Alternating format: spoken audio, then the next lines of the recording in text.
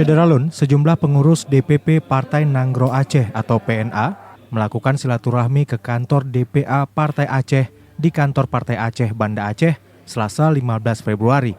Setelah PNA, giliran pengurus DPD Partai Demokrat Aceh yang juga melakukan silaturahmi politik pada hari yang sama.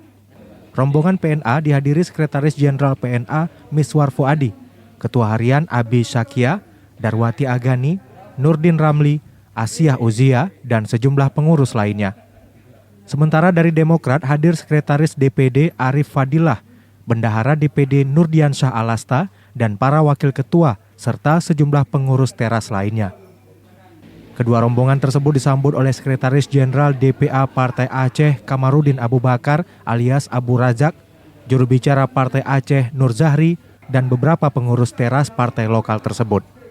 Nur Zahri mengatakan pertemuan tersebut dalam rangka menjalin silaturahmi antar partai. Di sisi lain, kedua partai juga membahas persoalan kekinian kondisi politik di Aceh. Kebetulan hari ini Partai Aceh termasuk sangat sibuk ya. Dari pagi tadi kita menerima kunjungan dari Ketua Pemuda Muhammadiyah yang baru terpilih. Tadi mereka silaturahmi di pagi hari. Kemudian tadi jam 15.00 dari PNA dan sekarang dari Partai Demokrat.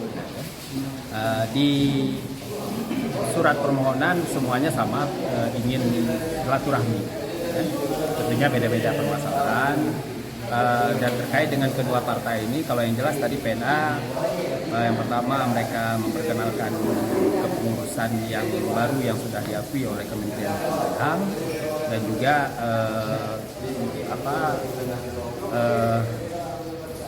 berdiskusi tentang konteks kekinian Aceh.